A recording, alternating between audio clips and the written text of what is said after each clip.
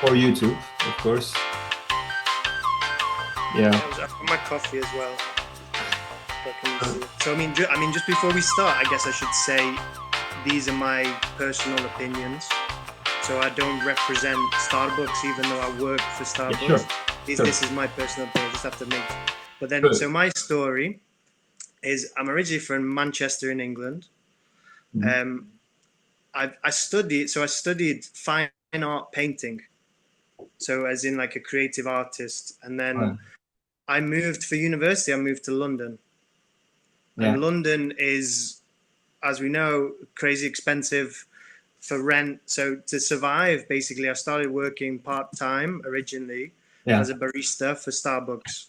Yeah. I had a little bit of experience before, like working in pubs or in bars and coffee shops before. But then the first time it kind of ignited my passion for coffee was this moment here. But I thought I was going to become a painter or like a fine artist. And then, so I started working part-time. Mm-hmm. Then I just, after the university, so I had shows and I had a studio and painted, but I kind of threw myself into the coffee and became like what in Starbucks is called like a district coffee master, where you're an education specialist for like 16 stores, and did training. And then at this time, so it was 2017, they sent me to Rwanda to the coffee farms. And then basically I came back to London. I moved to this new concept, which was Starbucks Reserve. Yeah. Okay. And you were in the formation of that in Milan? This one, but in Milan. So this was the first store of Starbucks Reserve in Europe, which was just a store which sold the kind of the specialty coffee for Starbucks. Yeah. And I was like a supervisor there. Yeah. Okay. And then they chose me to train in Amsterdam. Yep. Okay. So I moved there, learned how to roast in the Amsterdam plant. Yep. There was actually a Turkish guy called Omar as well. He trained me. He's been there for like 30 years. That's why you can spell Ömer, my name, very good. Yeah, exactly. Yeah. Okay. So, and then we went to Seattle and trained in America for 6 months. Yes. And then we opened the first Starbucks Reserve roastery, so with the roasting part, in Italy, in Milan. So it's the first Starbucks in Italy, and basically it's the birthplace of espresso culture. So it was a very difficult market to open, and there was a lot of challenges. And so I basically learned a new language, changed my whole life, my whole career path. 2018. Yes. Okay. So the first time we opened that, and now we roast coffee for 44 countries. Yeah. In that region. And you're roasting them. I roast it, yeah. So you're saying don't compare me with this and that. And yeah, you have really a cool job. You know that? It's cool. Yeah. Well, I'm one of 12 people in Europe who roast the coffee for Starbucks, which is cool. It is. I always think. Actually, it's a dream job for most youngsters, especially. And well, I don't know if you finish that part because it's not stopping there. You're continuing, and now for 7 years now you're a roaster in Reserve. Exactly, and that's a lot of experience. And I'm during our training here in Turkey. And let's talk about a little bit of how we met, and also you are building a career path in terms of training. Exactly. So you arrived to Turkey to have my SCA Pro. So I always felt throughout my life that training is something incredibly important, and to skill yourself up, whether it's in coffee or anything in life. So even tasting things, experiences, life is always about, after doing this, the experience of moving to Italy, I always feel like coming out of your comfort zone, coming to a new country, learning a new language, you learn a lot of things about yourself, but also about other cultures and perspectives. And that's the most important thing. So this is why when I was doing things, like I wanted to do all of I've not quite finished yet, but all the SCA training. Yeah. So I saw your course and I was like, I'd love to go to Turkey, to Izmir, and then learn about the culture, learn about coffee from your perspective and share ideas, and that's where we became friends. It was a good opportunity to know you, and I was so happy during our training. I was very lucky as well because it was just you and me. Yeah. Yeah, you're lucky. And actually, my classes are 2 people at most. I really think it's better. It's a better way of learning these kind of hard skills. Let's say you were not unprepared, by the way. You were really maybe you searched a lot, but it's been 8 years, 7 years. Sorry, we met last year or 2 years ago. 2 years ago. I think 2 years ago. 2 years so ago. It was 6 years of experience in Starbucks Reserve as a roaster, and you arrived, and when you met me, you said, I'm from Starbucks, and I thought it was just, I'm having many Starbucks baristas in my trainings.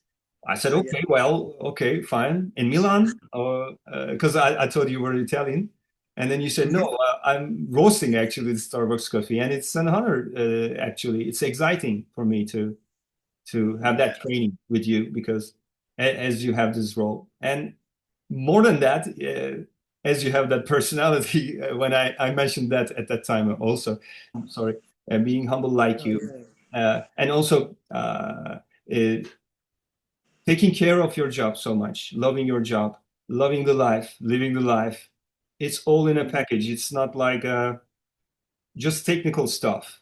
You're not thinking in terms of just I technically do that and this, but you studied well when you arrived here. To be honest, we talked, we learned a lot. We developed your skills,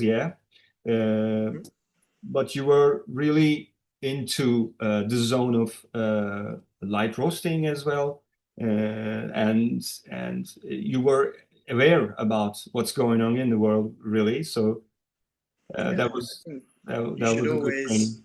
You should always learn as much as you can to improve your knowledge and your craft, really.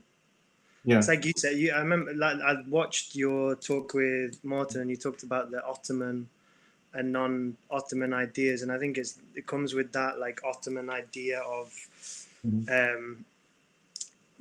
like learning your craft very well. And I can't remember what was this kind of. I read a book when I was in university. It's called Shop Class for Soul Craft, and there's this thing about soul craft. So if you have, good.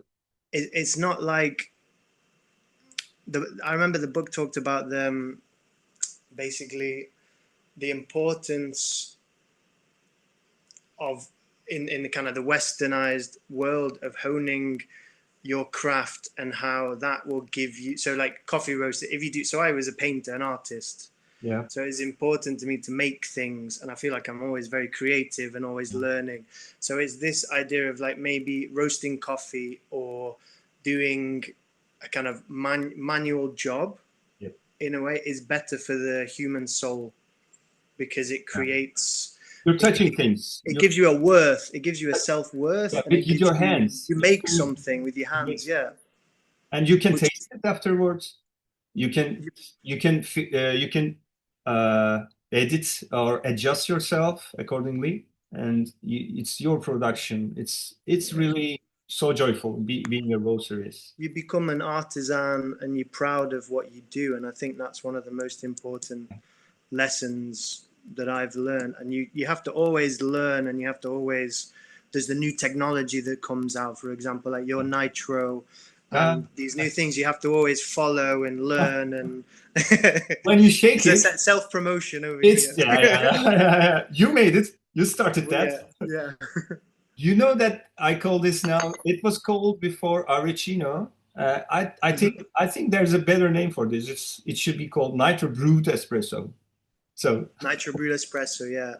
Because you activate the espresso, and then when you froth it, I mean the ice, the water, and the espresso, when it's frothed, there are new other things than when you do the original Nitro Brew 1.0, I say. There was no oils or lipids. more complexly speaking, and aromatics. You were only infusing nitrogen and unnaturally. And now it's being introduced with the air's nitrogen, and also you activate the lipids inside and you increase the surface tension so that you have hours and hours of cream on top, just like a Guinness. Okay, that's not my program. Sorry. That's cool, then. That's cool. It is really exciting and so cool. I'm really shocked when I see this. It's not my invention, of course. It's what was a couple of years ago. I'm shocked to see why it's not spread so much in the world for this past 2 years, because someone found it and someone wrote something to Reddit and leave that there and said, well, I've seen it, I heard it from a guy. But someone tried. It's so easy to do, but there should be a whole genre of Nitro Brew espressos and macchiatos and everything, I guess. I think it tends to be popular as well in the summer, but then in the winter, not as many people drink it. So it's young people drink always cold coffee. Yeah. So we'll see. Anyway, you were also drinking Turkish coffee. Has it finished? Yeah. So no, I've still got it. It's almost finished. For the public, for the audience, it's a very good cup, by the way. I got this one too. This is not showing off. Sam really likes Turkish coffee, actually more than me. I like Turkish coffee. Well, I think also this was also a journey and learning. Yeah. So I thought I put here just so I could show. I mean, the audience. I guess with Turkish coffee, I always thought, why? I don't want to offend anyone, but I was always like, why does it taste so bad? And it was my thought in my head, because when you go to a restaurant and you order, because I love coffee, so you want to order Turkish coffee in a Turkish restaurant or things like this, and I was like, why is it always bad? Is it the coffee? So I started my journey. I went to the local, in Milan, there's a lot of Egyptian stores, and this was the first Turkish coffee, kind of cheap Turkish coffee that I did, and then I started my exploration, and then at a coffee festival, I met he's from Berlin, Ben Rahim. Okay. And I got this one, kind of next level with the tin. Yep. And then when I came to Istanbul, silver coating.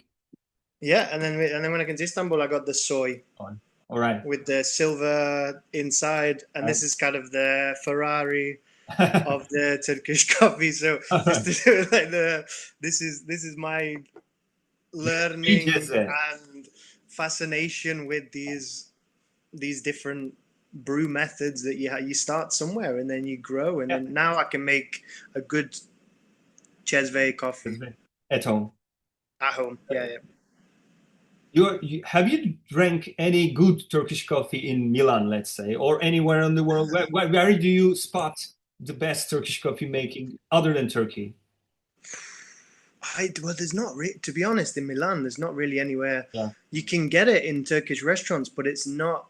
It's normally a kind of Robusta blend, or it has that kind of Roya taste. You know, the Rio effect, we call it. It's actually it's medicine-like.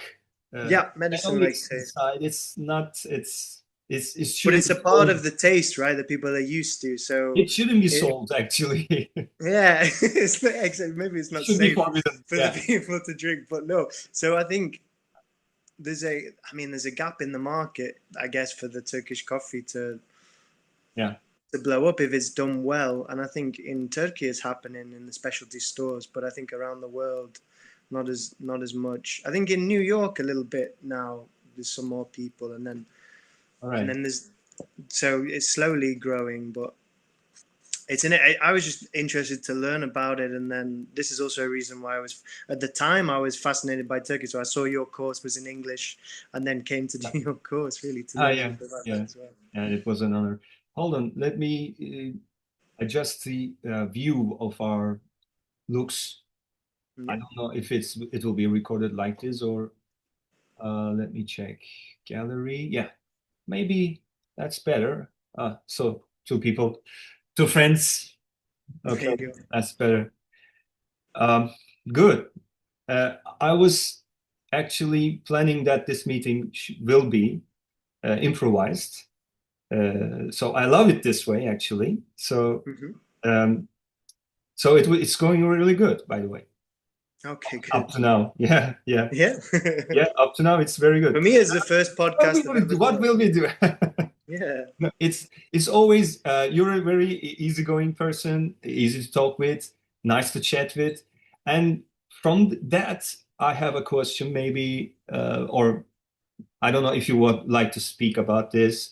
This series is Things Beyond Coffee, so we don't have to talk about coffee, but also this is about life, because the having a career is about life.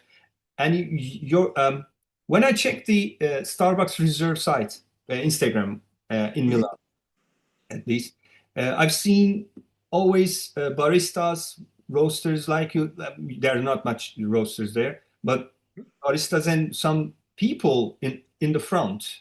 So it's very good. It's like okay, it may be a brand positioning, something strategical, but actually I thought it's looking that these people are happy. I know that. Yeah. And I'm observing that you're happy with your job. Do you mean the customers? The customers? No. I mean the actual baristas. employees. All the employees are looking like they are giving I would say space to create themselves, their way of doing things. That's true. I think even the opportunities that the baristas get there in the Reserve Roastery is amazing, because it's the flagship store for Europe, Middle East, and Africa. Okay, so we get people, baristas from all over the world, who come and want to work there. Yeah. So recently we had a guy from Spain who came to join, a guy from Ireland, and it's the kind of I don't know, it's the Willy Wonka's chocolate factory or something of coffee. So we have all the coolest coffees. Every month we get 6 or 7 new coffees, specialty coffees. Like we have like an anaerobic pink bourbon from Ecuador at the moment, and all these cool coffees that come and go as we roast them. So if you're a coffee lover, it's the place for you. They do all of these kind of, like coffee and good spirits style cocktails and things like this. So or mixology. So it's a different kind of store in a way, because it's more coffee focused. It's more focused on the experience of the customer. And I think that's also an interesting thing of like how, so the Reserve concept existed since 2014. And I think it was because basically the experience of the customers changed, especially in specialty. People want more of an experience now. Yeah. Because when you spend, because coffee is quite an expensive commodity, it's getting more expensive. So when you spend so much money, you want an experience. You want to see how it's roasted. You want something real. And I think that was also a reason for it to open, is you can meet the roasters, you can feel the experience. So my job also is to talk to customers from all over the world and teach them about coffee. So that is also my role, and why I think it's important that I try and understand different cultures and different perspectives is also because I can talk to people from, I don't know, so yesterday, people from China, people from Japan, but also people from America, people from East Africa. There's a guy from Ethiopia, and all these people or farmers come and talk to me. So it's like you get every day, I maybe talk to like 50 different people from all over the world. So it's the focal point. All right. It's the hub of everything. So this is why I think people are happy, but also engaged, because it's never boring. They feel like they're in the center of the coffee world, maybe. Exactly. The vendors, the farmers, the customers, and feeling that relation in between. Yeah, it's this is what specialty is actually trying to do. And well, it's not a very wrong thing to say that specialty coffee is almost derived like from the second wave of coffee, which is Starbucks in terms of giving an example. So, and Starbucks's enthusiasm about Italy, as we know. Yeah. I believe they should be very happy being in Milan. I was in Rome way before, I don't remember, 15 years ago maybe. I was thinking, I was asking some people why is there no Starbucks here, and they were explaining me this we have here is a very strong culture espresso. We know what to do, how to do. It's a classic way of looking at things, and things are always changing, and it's good to see someone who is bringing a new thing on the table. So I can say something. as long as we add values, it's all fun. Yeah. This isn't really, I mean, it's not supposed to be about the coffee, right? But I mean, I can talk a little bit about the reason why it was important to open the Starbucks in Milan for Starbucks. So basically, I mean, to start off with, why is Italy the center of coffee culture? So the espresso machine was invented in Italy, in Milan or Turin. There's kind of fight, but there's always a fight between those two cities. Who invented the first one in 120 years ago? So there's like more espresso bars in Lombardy or Milan than anywhere else in the world, because it's where the manufacturers came from. If you think about all the espresso machine makers, a lot of them are Italian because of that's where it came from. So the story with Starbucks is in 1971 it opened, and it was 3 guys who roasted the coffee, and in Berkeley, California, were taught by a Dutch guy called Alfred Peet. They were in Berkeley, California. The 3 founders moved to Seattle, opened Starbucks. Fast forward to 1983, they had 4 stores, and they sold kind of scooped coffee, so coffee, tea, and spices like a market stall. No espresso. Yeah. So a guy from New York came over. I'm trying to do like a short story, but thank you. He's called Howard Schultz. That one to me in the training. I remember that. Yeah. So he's called Howard Schultz, and then he basically came to, just for your listeners, because I think it's kind of interesting to understand the context, because it's kind of, what is this thing? So he moved to Seattle as the marketing guy, and then 83 he came to Milan. The story is he tried his first espresso on the corner of the Piazza Duomo, where the cathedral is, and he was like, we need to do this in America. There's no espresso culture. So he said to the 3 founders, can we open this as an espresso brand? And they were like 3 hippie guys. And they were like, no, man, we don't want to get into the restaurant business. So he basically then opened his own store, his own coffee shop, which was called Il Giornale, which was named, and the logo was green, and the head was of Hermes, which was like the post god, the speed god, because it was about espresso, fastness. So 1985, so 2 years later, he had 12 stores, and then he got a loan of $3.5 million, and then bought Starbucks from the original 3 founders. Okay. And then the rest is history now. They went public in the 90s. His dream, the founder Howard, was always to open in Milan. Okay, so this is why he had to open in the correct way to respect the Italian culture. And I think that basically the reason why they opened the Reserve is because it's the best quality coffee. It's the specialty, the world's rarest like lots, and we do get some amazing coffees, like really expensive coffees, like geishas from Colombia and all this stuff. So we drank a bit while we were here. You went the coffee that they buy is great. The coffee you went to Alsancak, and let's drink one of the coffees that I roasted. I asked you, have you brought it with you? No, I don't need to. You went to Alsancak, Izmir. Yeah, we bought it. You can buy it. That was cool. It was cool. And you travel a lot, by the way. We have to talk about this, because how can you find the time to travel so much? Or is it just seen that way? I mean, looking at your Instagram, you're on the road always? I mean, It's a very good thing, by the I way. like to travel, so I find the time to travel, I think, is the idea. I mean, like recently I went to Japan for 2 weeks to explore that, because we have also the roastery in Tokyo there, so spent some time with them and talked to them a little bit for like 2-3 days was great. But then also to understand a little bit of the culture there. So I think I've always been fascinated by like Japan as well, and then to go over there and see the different respect for coffee that they have as well, respect compared to ours. I mean, it's definitely different to Italy.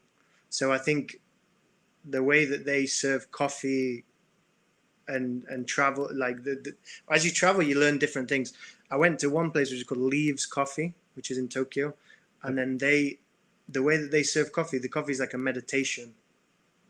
And that is like completely different way. I think it's because of like the Buddhist culture over there is like they treat everything with respect, and I don't know the way that they rituals. It's like it's a ritual, yeah. It is a ritual. Yeah, it's not like it is a ritual. Because everything can be a ritual. To the fast Italian style like espresso, where you just like V60 is from there, isn't it? The V60 from there, Hario, Hario, yeah. So it's in like the 40s, I guess, 1940s. In America, it's Chemex, and in Japan, it's a V60. Yeah, yeah. But my sister-in-law was there in the last month, and she told me a bit about Japan's coffee culture. And yeah, you should go. You'd love it. The kisa, the listening bars, where they listen. There's a guy who plays the vinyl music, and then they just have the most amazing coffees. And they basically, so they play vinyl records, make amazing coffees. You sit there listening to jazz, listening to this great, or sometimes kind of classic rock music, and then you just relax and enjoy these like amazing geishas roasted by them. And great, yeah, and mostly they are roasting in what way? In like the other parts of the world, or depends. I'd say on a lighter side, because it's especially like Leaves Coffee was on the lighter side. It depends what company it is, of course. But then if you're doing filter coffee, then it tends to be on the lighter side there. So but they also have great coffees. Like some of the coffees the Japanese market buys bought a lot of great coffees. Yeah.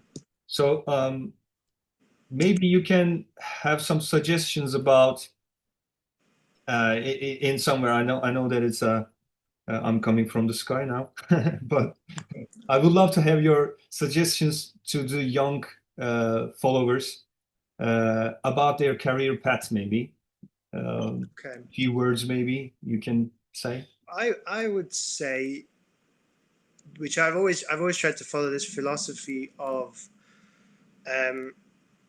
do what you enjoy.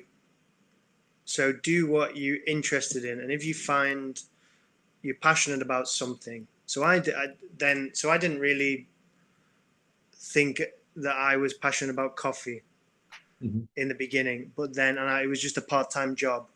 But then if you fall in love with something, so you fall in love with coffee, you fall in love with the geography, the origins, the travel, the kind of the craft and the making. Even when I used to learn how to do latte art, to make the patterns on the coffee, that gives you a self-worth and a reason for being that gives you something to do. So I think that's always follow what you're passionate about and what you enjoy, if possible, is the best way. So I think there's a lot of jobs now, whether like the office jobs, that would not be for me.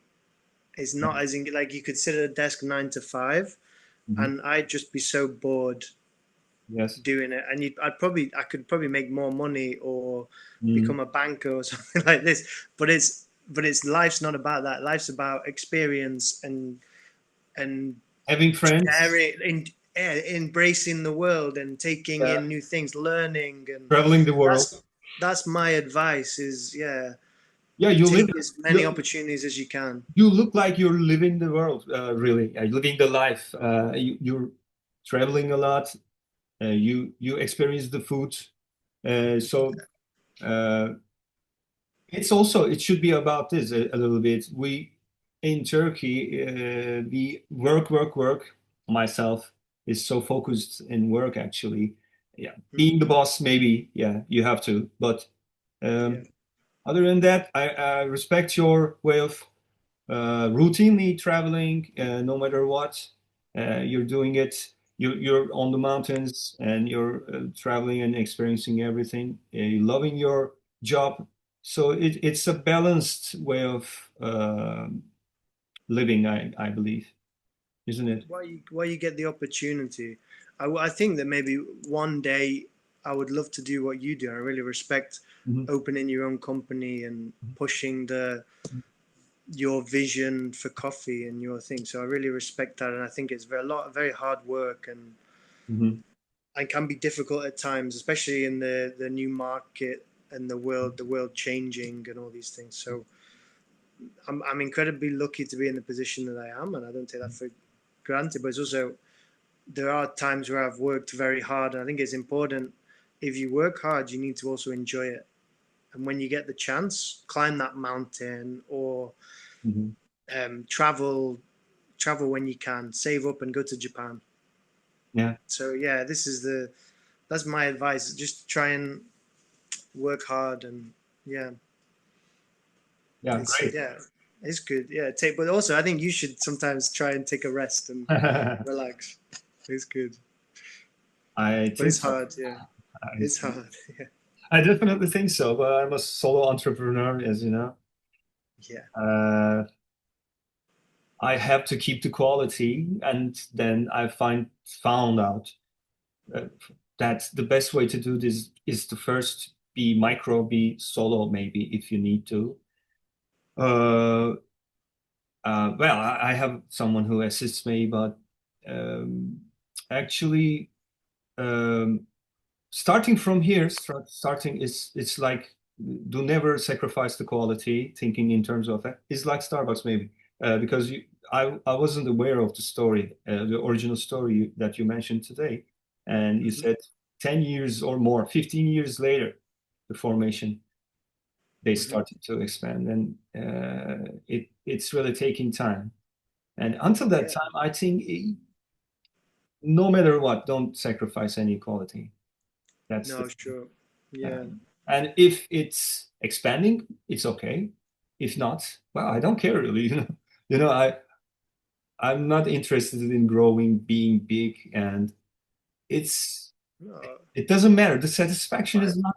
I think it's not it changing. goes back. It's about sharing, and it's good to share. I think it goes back to that idea of soulcraft, of like you get something inside your soul that gives you something to be proud of. Yes. That is your artistry of what you make and the quality of the product that you produce. And I think that is what is an amazing thing. And I think that's what is a beautiful thing as well, that you're doing what you're doing. And it's super cool. Something good to share. And I know that I'm not alone. And I wish you that in the future, if that's what you are aiming for. Yeah, let's see. Hopefully. Maybe in the future, like we said before, I do have the little alio bullet at home and roast and experiment and try my own things. And the training helps. I mean, of course. Days of pro. You have an Actron measure scale, something? Not yet. I should get the. That's the next step. What's the one that the Chinese one? The D. There's a new one that just came out. Oh, Omics. I'm using it. Yeah. Oh, yeah. Omics. Yeah. Okay, that's good. That's good. But price-wise, Omics Plus is a very good, very practical for everything, densities, water activities, and everything. Exactly. But only the first version is also, I suggest that because of the price performance, let's say. Because it measures Actron, okay. But that's the most important part. Yeah. Yeah, it's true. For inventory purposes, maybe keeping your green, you need a water measurement device. Well, that's something else also. See, things beyond coffee, it's hard to go things beyond coffee, but Yeah, it's hard. Yeah, sometimes it's hard to push beyond. Yeah, I'll try. but I'm trying. Change the subject, maybe. I don't know. One thing that I've got into recently, actually, is quite an interesting beyond coffee. It's similar but different. Is I started to make. Well, I did a course. This is another like travel thing. I went to Romania, and I did the international. I went to the International Institute of Chocolate Tasting. Okay, and I became a level 2 chocolate taster. Okay. So I have like all these chocolates that I had to taste and try, and then basically that was incredibly enriching and interesting experience because it tends to be 70% plus chocolate. Okay. So it's like the dark chocolate in Thai, like fondant, and it's like the cacao, 70% cacao. 70% cacao, yeah. Okay. Plus, so this also gave me another skill, another tasting, another learning. You know that you can roast cacao. Yeah, on the roaster, on the bullet. Yeah, I've tried. I made my own cacao now. I made my own chocolate as well. Okay. So it's another new skill unlocked, thing, yeah. I guess. Unlocked. Yeah. So this is a fun thing, and I think also, there's also a new. The only problem right now with when I started, this is a crazy thing, is the price of cacao when I started was €6. I could buy it online, €6 a kilo, and now the same cacao is €14 a kilo because the price of cacao just skyrocketed. So it happened to coffee as well. Yeah, so it just goes. These markets just. It's crazy. So it's now become what was a cheap hobby is now an expensive hobby. So it's expensive. It's really it's about experience, isn't it? So people will always ask for coffee. And I told those who are into more cheaper coffee, it will be having more struggle than who are into the expensive ones now, because the expensive coffee suppliers, let's call roasters as suppliers as well, and we are making people experience something. So it's not about only caffeine and everything. Exactly. So we are less hurt, I think. Yeah, and you as well. You're in the reserve. That's why. Yeah, well, if you have that's true. If you have the kind of the fan base or the direct trade as well with the farmer, then it's a better relationship already than these commodity prices. But I think just even with the cacao, it depends. I think that's my next trip. I'd love to go to Peru. Yeah, and where the cacao came from. So let's see that's my next trip. We'll see you in the mountains then. Again. Maybe. Okay. Well, Sam, thank you very much for your attendance to this meeting, and it was again very joyful to see you. And if it was not the professional, there was a bigger chance of seeing us each other again, but it was the last training of the roasting module, so I hope someday somewhere else we'll meet again with you. Hopefully, maybe one day soon I'll come and visit. Or... If not, we can make another one with more questions from me about a special topic. Maybe, I don't know. We'll see. All right. Anything you need would be. I've enjoyed this. It's been a great talk, and I hope it's been a bit too coffee focused, maybe, but that's it's okay. I like this coffee talks with coffee friends kind of style. I like it. So it was very good. Different perspectives and different things. Like I say, I'm not very technical, but I think my advice, I guess I can, like you say, what to get from this talk is for the young generation, stay passionate, enjoy what you do. Yeah. That's the most important thing. Don't stay at a desk job. Yeah. if just to try and make the money, And take it easy. I can add. I can include that because you're taking it easy. I wanted to actually focus on that. I hope with that improvised talk, my audience will understand that you're not really like I should do this, I should do that, but you're living the life.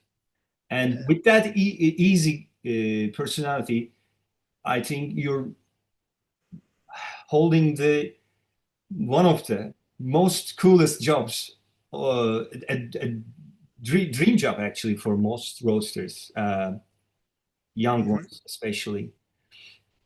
Exactly. So people should take it easy first, and should just love what they do, and then focus on doing it more.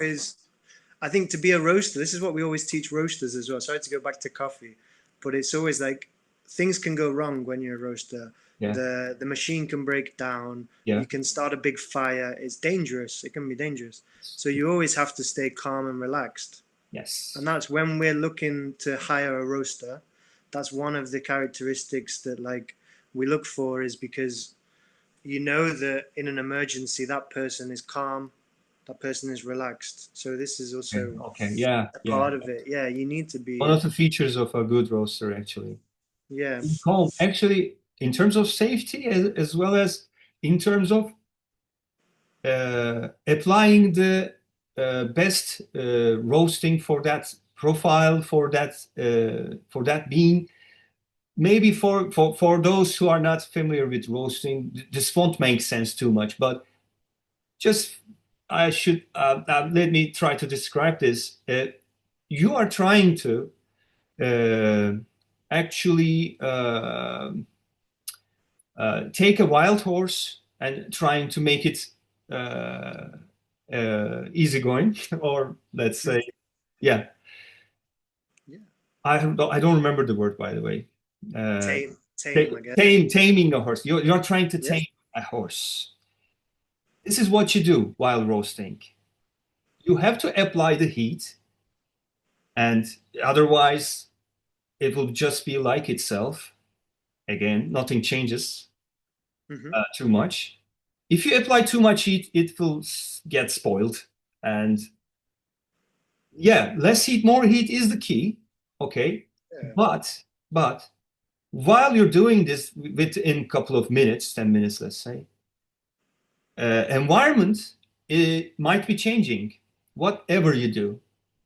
And the signals coming from the probes are not so technical, are not so developed, actually. They're just reading some air inside the environment, actually. They're not beam probes. So you have a very unstable environment, actually. There are many things to talk about this. It will go to training, but to a training session. But because you know that it's trying to be homogenic also, because it's trying to give heat within each other. So it's trying to help you. Yeah. But if you be so much reactive and say not taking it easy in that sense, not taking it easy and too much reactive, like, oh, it's doing things like that, the graph is going there and the probe is saying that, you'll spoil it, because you need to give it some time and you need to calmly watch it, not in terms of safety, of course, for safety, and also for the good profile. The same graph, we don't need the same graph. The same roast, we don't need the same roast. We need to just listen it. Literally, actually, figuratively and literally, actually. Literally part is something else, to another session, because I'm searching some things about this, the crack sounds and everything, but that's another talk. But figuratively, we have to listen to the roast, what's going on there, to be a good roaster. I always remember there was and your personality really fits that, the things that I'm saying. I think that's important for a roaster. I think if you look at some of the best roasters in the world, they're very relaxed people, I think. But I always remember there was an Australian roaster that used to work in a store in London, which is now He's owned by James Hoffman now because he moved back to Australia.